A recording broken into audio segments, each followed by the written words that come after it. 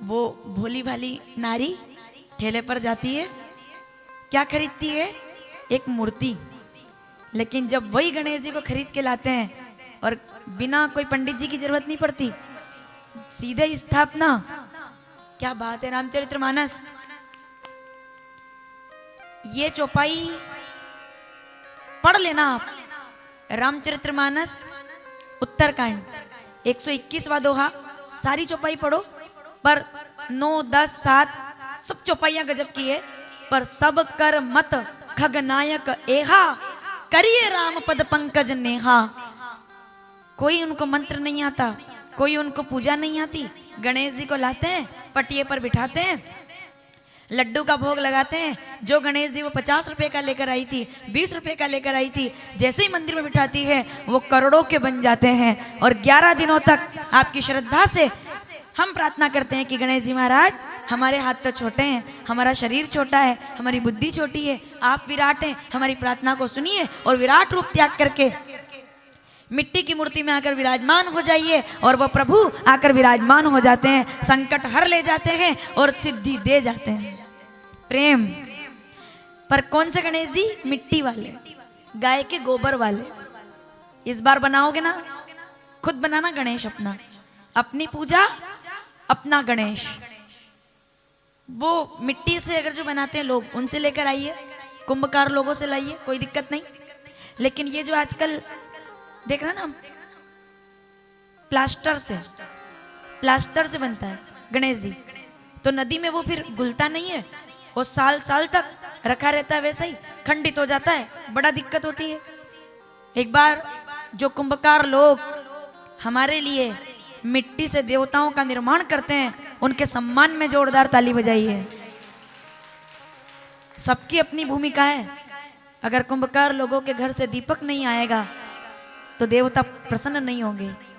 अगर नाई समाज हम देखते हैं, है ना, उनके द्वारा जब तक बधाई और उनके द्वारा जो विशेष हमारे मंगल कार्य में उनकी भूमिका रहती है।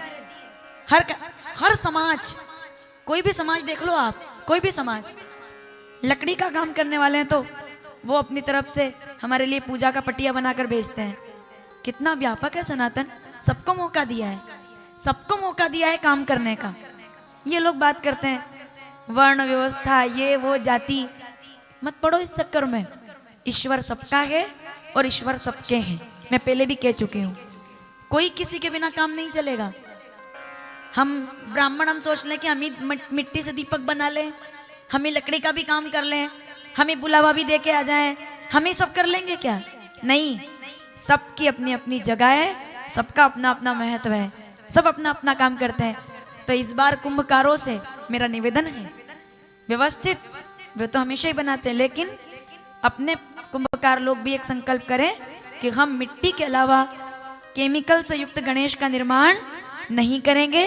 और हम भी अपने घरों में अगर गणेश बनाएं तो गाय के गोबर को काली मिट्टी में मिला करके, गंगा नदी का थोड़ा जल मिला करके और छोटे से अपने गणेश जी बनाइए।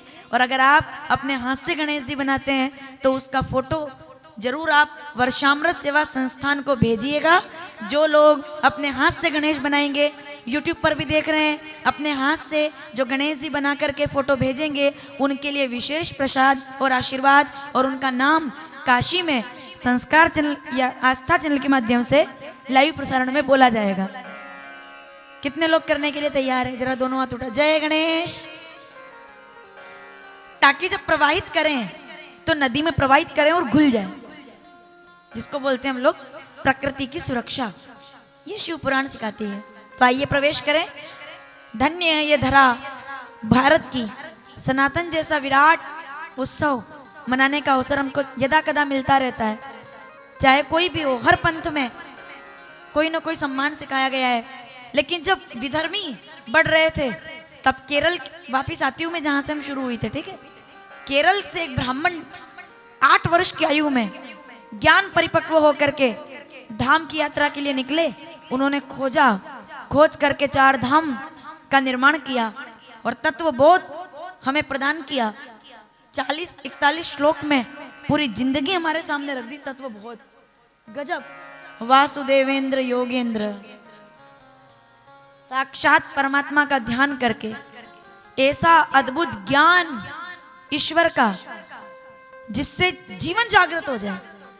ये वासुदेवेंद्र योगेंद्र बोलूंगी केवल, इसके बाद के 40 श्लोक सुनने के लिए आपको बद्री विशाल आना पड़ेगा और वहां तत्वबोध जो नहीं आ सकेंगे उनके लिए लाइव की व्यवस्था रहेगी। यूट्यूब या फेसबुक लाइव जो भी रहेगा, लाइव व्यवस्था रहेगी, घर बैठकर आप सुन पाएंगे। साधना पर्व है वो। तो अद्भुत ये भूमि शिव महापुराण में हमने अब तक कई कथाएं सुनी है, बहुत बाकी रह गई हैं, कुछ भी नहीं सुना अभी तो। पूरी बाकी की शिव पुराण काशी में, ठीक है, काशी में सुनेंगे। थोड़ा सा भगवान का अवतार सुन लेते हैं। जब साक्षात भगवान ने जब असुरों का संहार किया, भस्मासुर नाम का एक राक्षस जिसको वरदान मिला भोलेनाथ से, बड़ी अखंड तप करके, और उसने बाणासुर, रावण, भस्मासुर, ये सब किसके भगत है? शंकर भगवान के। शंकर जी को मनाते हैं।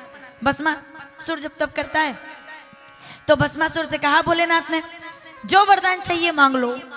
2 राक्षस की कथा सुनेंगे आज बस, और थोड़ा सा 12 ज्योतिर्लिंग बस। तो वरदान मांगो। भस्मासुर ने कहा मुझे अमर कर दीजिए आप। भोलेनाथ कहते तुमने जन्म लिया है? बोले हाँ, तो मरना तो पड़ेगा।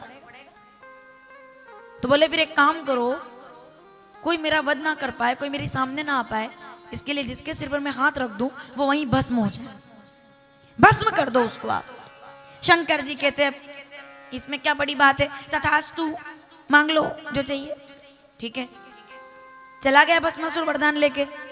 10 मिनट के बाद वापिस आ गया। शंकर जी ने कहा अब क्यों आए हो? बोले एक नियम है अपने लोगों के लिए भी, किसी दुकान से अगर कोई सामान लो तो उसको दुकान पे ही चेक कर लेना चाहिए कि काम कर रहा है कि नहीं कर रहा है। मोबाइल का चार्जर लोगे तो पहले चार्जर लगा के देखोगे कि काम कर रहा है, नहीं करेगा तो यही बदल देंगे। बल्ब लेने जाओगे तो चालू करवा के देखोगे, है ना? कोई भी सामान हो चेक तो करोगे ना कि काम कर रहा है कि नहीं। तो शंकर जी कहते हैं मतलब? बोले मैंने वरदान आपसे लिया है तो चेक भी यही करूंगा मैं कि वरदान काम का है कि नहीं। तो बोले चेक किस पे करोगे? बोले जिसने दिया है उन पे ही करूंगा, इधर आओ जरा। उन्होंने कहा मेरा क्या काम? बोले मैं आपको भस्म करके देखता हूँ कि आप भस्म होते हैं कि नहीं। शंकर जी कहते ये तो गड़बड़ हो गया, वरदान देने वाले आगे आगे, भस्मासुर हाथ लेके पीछे पीछे। क्या बात है। दौड़े दौड़े आए और नारायण भगवान का ध्यान कर लिया, हे नारायण बचाओ, हे नारायण बचाओ। नारायण मोहिनी रूप में प्रकट हो गए। भस्मासुर ने जैसे कन्या को देखा, उन्होंने कहा चलो शंकर जी को बाद में देखेंगे, पहले इनसे बात कर लो। तो कहाँ से आई देवी जी आप? पूछ लिया पहले। अब देवी जी तो विश्व मोहिनी, साक्षात भगवान मोहिनी अवतार। उन्होंने कहा मैं भ्रमण कर रही हूँ और योग्य वर की तलाश में हूँ। बोले तो फिर मैं भस्मासुर हूँ, अमर हूँ, मुझसे विवाह कर लो। बोले एक शर्त है। बोले क्या? मुझे नृत्य का बहुत शौक है, नाचने का। वर वही होगा जो ढंग से नाच सकता हो। बोले क्या बात है। और दुनिया में ऐसा कौन है जिसको मोहिनी ने ना नचाया हो? दुनिया में ऐसा कौन है जिसको मोहिनी ने ना नचाया हो? पूरी दुनिया को मोहिनी माया नचा तो रही है सबको। जो नाच ले वो माया में वो व्यर्थ, और जो मायापति के चरण पकड़ ले उसका जीवन सार्थक हो जाता है, उसे नाचना नहीं पड़ता। तो आइए देखते हैं, मैं नाचने के लिए तैयार हूँ। बोले क्लास मैं दूंगी, कैसे नाचना है? ठीक है। तो मोहिनी भगवान ऐसे ऐसे करते हैं, भस्मासुर भी ऐसे ऐसे कर रहा है। मोहिनी भगवान ऐसे ऐसे कर रहे हैं, भस्मासुर भी ऐसे ऐसे कर रहा। मोहिनी भगवान ऐसे ऐसे कर रहे हैं, भस्मासुर भी ऐसे ऐसे कर रहा। मोहिनी भगवान ने ऐसे किया, भस्मासुर ने ऐसे किया, मोहिनी भगवान ने ऐसे किया। लगाओ ठुमका। भस्मासुर ने ऐसे किया, ऐसे क्या किया? जैसे ऐसे किया और स्वाहा। बोलिए शंकर भगवान की।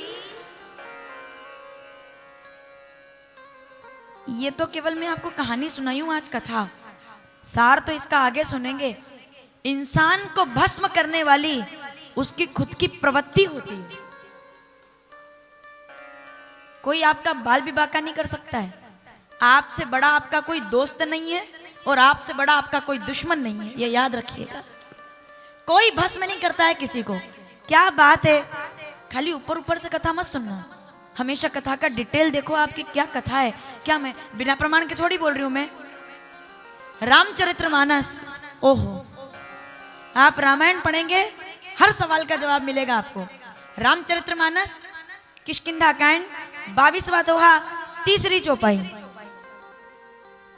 भस्मासुर बनने नहीं, कौन है भस्मासुर बताऊं मैं? हम सब भस्मासुर हैं, ढंग से समझना, सब भस्मासुर हैं हम। क्यों?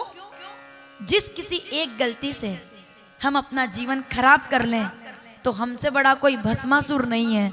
अगर भस्मासुर बनने से बचना है तो एक ही तरीका है, अपने द्वारा कभी कोई अपराध नहीं होना चाहिए ऐसा जिससे हम स्वयं भस्म हो जाएं।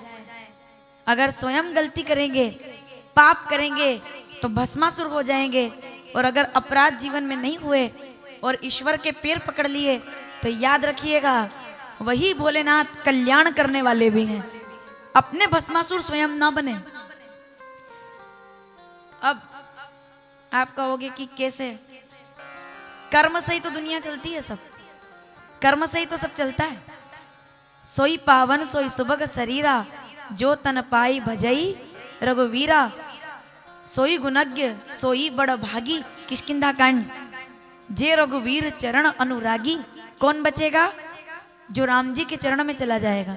लोग कहते हैं ना, ये ग्रह अच्छा होगा तो बढ़िया, वो ग्रह की अंगूठी पहन लो तो बढ़िया। विरोध नहीं किसी का, ये ग्रह की अंगूठी, वो ग्रह की अंगूठी। एक बात बताती हूँ आपको, 9 ग्रह की अंगूठी अगर नहीं भी है तो कोई बात नहीं, अपने पास तो नहीं है, ठीक है। 9 ग्रह की अंगूठी हो ना हो, जीवन में 9 ग्रह कृपा करे ना करे बात की बात है। अगर राम जी का अनुग्रह कृपा कर दे तो फिर किसी की जरूरत नहीं पड़ती है। राम का अनुग्रह जिसको हो जाए उसको ग्रह दशा से कोई फर्क नहीं पड़ता है। अनुग्रह होना चाहिए, राम कृपा होनी चाहिए। राम कृपा ना सही सब रोगा, जो यही भांति बने संजोगा। क्या बढ़िया बात है, अनुग्रह होना चाहिए, अनुग्रह कृपा। तो कितनी अंगूठियां पहन लो कोई फायदा नहीं, अनुग्रह अगर राम जी का नहीं है तो। भस्मासुर ना बने। हम भस्मासुर कब बन जाते हैं? अपने द्वारा किए हुए अपने कर्मों से हम भस्मासुर हो जाते हैं। कोई गलत बात बोल देंगे, समझ लो भस्मासुर हो गए। क्यों? क्योंकि वो लौट कर जरूर आएगा। यही भस्मासुर की परीक्षा है और यही परिभाषा है। समझ रहे हैं आप निंदा करोगे हमारी निंदा जरूर होगी, आप किसी का दिल दुखाओगे आपका दिल जरूर दुखेगा। अगर आप किसी के साथ मजाक करोगे, 2 लोग मिलकर मजाक करते हैं अच्छा लगता है, पर मजाक का भी एक अपना तरीका है। एक व्यक्ति मजाक करे और सामने वाला भी हंसे और ये भी हंसे, उसको मजाक करना कहते हैं। और आप हंसो और सामने वाला आपकी बात पर ना हंसे, उसे मजाक उड़ाना कहते हैं। मजाक करने में और मजाक उड़ाने में बड़ा फर्क है। मजाक विनोद जीवन में होना चाहिए, मजाक होना चाहिए, लेकिन आपके शब्द से सामने वाले को कष्ट नहीं हो, हम बोलें सामने वाले को पीड़ा ना हो। स्वस्थ मनोरंजन सबके जीवन में होना चाहिए, स्वस्थ मजाक सबके जीवन में होना चाहिए, लेकिन आपकी वाणी से किसी को कष्ट ना हो, ये भी जीवन में बड़ा जरूरी है। भस्मासुर ना बने हम कभी, यानी कि हमारी तरफ से किसी को पीड़ा और कष्ट ना हो। तो शंकर भगवान ने भस्मासुर को भस्म कर दिया मोहिनी भगवान के सहयोग से। यहाँ पर सूत जी के बता रहे हैं, वैसे तो भगवान के सभी अवतार बड़े गजब के हैं। चलते चलते एक कथा सुन लेते हैं। मुझे एक बात का जवाब दीजिए, जितने लोग पंडाल के अंदर बैठे हैं, भगवान का अवतार धर्म की रक्षा के लिए होता है। यदा यदा ही धर्मस्य, ठीक है, धर्म की रक्षा के लिए भगवान अवतार लेकर आते हैं ना। क्या कभी भगवान अधर्म करने के लिए आते हैं? बताओ, धर्म के लिए भगवान आते हैं, अधर्म के लिए आते हैं? कभी नहीं आते। तो मतलब आपने शिव पुराण ढंग से नहीं पढ़ी, ढंग से नहीं सुनी। नारायण भगवान धर्म के लिए आते हैं और नारायण भगवान अधर्म करने के लिए भी धरती पर आ गए। अब आप बड़ी विचित्र बात सुन रहे हो इस टाइम पे कि धर्म के लिए तो आते हैं, अधर्म के लिए कब आ गए? भगवान अधर्म कब कर सकते हैं? क्या भगवान कभी अधर्म कर सकते हैं? नहीं कर सकते। तो देखो जरा, आंखों में आंसू, क्या बात है, क्या गजब की कथा है। कब आते हैं भगवान? भगवान जगत में धर्म की जय जयकार करने के लिए आते हैं, लेकिन क्या कभी धर्म मिटाने के लिए आ सकते हैं? नहीं आ सकते। क्या कभी धर्म मिटाने के लिए भगवान अधर्म कर सकते हैं? नहीं कर सकते। तो सुनो, धर्म की रक्षा के लिए भगवान आते हैं, पर कभी कभी धर्म को मिटाने के लिए भी भगवान को आना पड़ता है। कौन से धर्म को मिटाने के लिए? कि जब कोई धर्म, उसकी आड़ में कोई राक्षस पल रहा हो, और शंकर जी प्रार्थना करे कि मैं इसका वध तब तक नहीं कर सकता जब तक इसकी पत्नी का धर्म, याद करो किसकी बात चल रही है, जब तक इसकी पत्नी का धर्म इसके सामने कवच बनकर रहेगा तब तक मैं इसका वध नहीं कर सकता। आप जलंधर असुर सहारा, क्या बढ़िया कथा है, समझ रहे हो। भगवान धर्म की रक्षा के लिए भी आते हैं, और भगवान कभी कभी धर्म को नष्ट करने भी आते हैं। लेकिन कब, कौन से धर्म को नष्ट करने आते हैं? जिस धर्म की आड़ में अधर्म पोषित हो रहा हो, उस धर्म को नष्ट करने में भगवान 1 मिनट की भी देर नहीं लगाते हैं। कोई कहे, चलो आगे बात करेंगे, जलंधर जैसा महाप्रतापी राक्षस पर अधर्मी, जिसकी पत्नी का नाम है कालनेमी की बेटी वृंदा, महासती, धर्म करती थी, पति अधर्म करता था। सब लोग बड़े संकट में आ गए, इसका वध कौन करेगा? जलंधर बड़ा प्रतापी असुर राक्षस, उसको लड़ने की याद आई। एक बार ब्रह्मा जी के पास गया, बोले मुझसे युद्ध करो। तो ब्रह्मा जी ने कहा, भाई मैं तो यज्ञ करता हूँ, माला जपता हूँ, मैं कहाँ युद्ध करूँ। तो वो सीधे चला गया बेकुंठ में जाकर के लक्ष्मी जी सामने आई। लक्ष्मी जी को देख करके कहा, मैं तुमसे विवाह करना चाहता हूँ, मैं बहुत प्रतापी हूँ, सुनना ध्यान से। लक्ष्मी जी ने सोचा विवाद करने से अच्छा है कि इसको ठीक से समझाया जाए। बोले तुम मुझसे विवाह करना चाहते हो? बोले हाँ। बोले एक बात बताओ, कहाँ से प्रकट हुए हो तुम? बोले शंकर जी ने अपना तेज जल में फेंका तो जलंधर नाम का बेटा यानी कि राक्षस प्रकट हुआ। अब बताओ मैं कहाँ से प्रकटी हूँ? बोले आप तो लक्ष्मी हो, आप भी समुद्र में से प्रकटी हो, तुम मुझसे शादी करना चाहते हो? एक बात बताओ, तुम तो राक्षस हो, इतना धर्म तो जानते हो, तुम भी सागर से जन्मे, मैं भी सागर से प्रकटी, अपन तो भाई बहन हुए, तो अपना विवाह तो हो ही नहीं सकता, है ना। प्रेम से टाला, मतलब उसको विवाद ना करते हो। जलंधर ने कहा, बात तो देवी जी सही है, राखी बांध दो, आप तो मेरी बहन हुई, आप तो दीदी, आप तो दीदी। नहीं नहीं, मैं इधर आक्रमण नहीं करूंगा। अब ब्रह्मलोक पे नहीं किया, है ना, विष्णु लोक तो दीदी जिया जी का घर हो गया, अब क्या बचा? कैलाश पे आ गया जलंधर। माता पार्वती को देख करके कहा, बोले मैं तुमसे विवाह करना चाहता हूँ, छोड़ो ये शमशान के निवासी को, चलो मेरे साथ। माता पार्वती ने क्रोध करके देखा जलंधर की तरफ, शंकर भगवान की सेना प्रकट हो गई, लेकिन वध तो कर नहीं सकते क्योंकि वो बैठी है वृंदा वहां पे, वो नाम जप रही है, अखंड साधना चल रही है उसकी। और एक बात बताऊं, वृंदा ही नहीं, ये जितने भी लोग इधर बैठे हुए हैं, आप सब जितने आज खुश हैं और प्रसन्न हैं, जब तक आपकी पत्नी आपके लिए व्रत उपवास करती है तब तक हमारी प्रसन्नता बनी रहती है। हम सबकी साधना भी हमारी पत्नी के कारण ही पूरी होती है। हर घर में वृंदा है, हर घर में। वो करवा चौथ करती हैं, वो एकादशी करती है, वो प्रदोष करती है। माताओं ईमानदारी से बताओ, इतने व्रतों में एक भी व्रत, चलो आप मत बताओ, मैं आपसे पूछती हूँ, आपकी पत्नी, आपकी माताजी, आपकी बेटी, बहन, सब नारियां कोई भी व्रत क्या खुद के लिए करती है? एक भी व्रत मुझे उठा के बता दो कि नारियां अपनी उम्र बढ़ाने के लिए करती हो, बता दो मुझे। आज अपने बेटे की उम्र बढ़ जाए, बीरपसी पे भाई की उम्र बढ़ जाए, करवा चौथ पे पति की उम्र बढ़ जाए, हैं? एकादशी पे परिवार की उम्र बढ़ जाए, प्रदोष, सोमवार, सब व्रत करती हैं, किसके लिए? और जब मांगने का टाइम आता है तो सिर पर पल्ला लेकर कहती है, हाथ में पल्ला पकड़ के कहती है, हे ठाकुर जी, क्या क्या मांगा एक नारी ने? काशी में सुनोगे इसको आप ढंग से। क्या मांगा एक नारी ने? हे ठाकुर जी मेरे परिवार की रक्षा करना। मांगने के टाइम पे खुद को नहीं, परिवार को आगे कर देती है। वो भारत की नारी है। वृंदा तप में बैठी है, शंकर भगवान भागे। अब जालंधर से युद्ध पूरा नहीं हो सकता क्योंकि वृंदा का तप है। क्या किया जाए? जब तक उसका सतीत्व भंग नहीं होगा तब तक उसका वध नहीं हो सकता। नारायण भगवान आए जालंधर का रूप लेके। क्यों? धर्म को मिटाने के लिए। कितनी गजब की कथा है ये। पहली बार धर्म को मिटाने आए, धर्म को मिटाने, सती का धर्म भंग करने, शील भंग करने। समझना बहुत जरूरी है कथा को। वृंदा ध्यान में थी, ये जालंधर बनकर आए। वृंदा का ध्यान टूटा, आंखें खोली, सामने पति थे। शील भंग कैसे किया? नहीं, छुआ नहीं है भगवान ने ना। हम विद्वानों को, वक्ताओं को ये बात बोलना बहुत जरूरी है ढंग से, क्योंकि हर व्यक्ति नहीं समझ पाता है बात को। हाथ नहीं लगाया वृंदा को भगवान ने। शील भंग, वो भगवान है, कोई इंसान थोड़ी है जो शील भंग करेंगे। जैसे वृंदा ने देखा जालंधर सामने आ गए हैं, उठकर खड़ी हो गई, दौड़ करके और उनके पैर पकड़ लिए। बस अपने पति के रूप में, पति है ना सामने, पैर पकड़ लिए।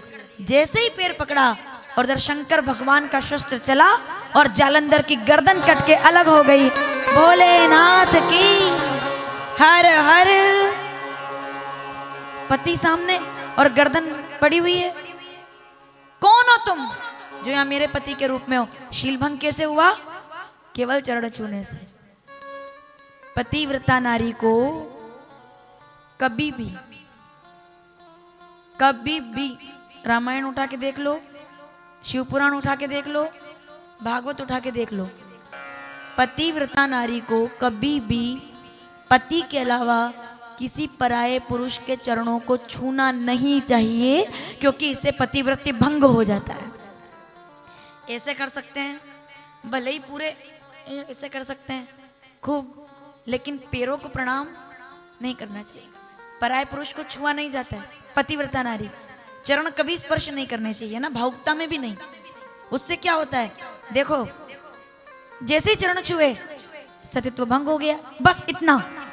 ना तो कोई भगवान ने हाथ लगाया, ना कोई उनने हाथ लगाया, खाली पैर छुए, गर्दन कट गई। वृंदा ने कहा शर्म आनी चाहिए तुमको, खुद को नारायण कहते हो और मेरे पति के रूप में आ गए, मेरे पति का वध करवा दिया। जाओ तुमको श्राप देती हूं मैं, खुद को भगवान कहते हो। अरे देखो अब लोकवाणी में क्या कहते हैं, अगर किसी के प्रति ज्यादा कड़वा बोलना हो तो क्या बोलेंगे? बहुत कड़वा, कि तुम ऐसा काम करोगे ना तो हमारे यहाँ कहते हैं, कहावत है ना, कीड़े। कीड़े मतलब सुना है, समझते हो?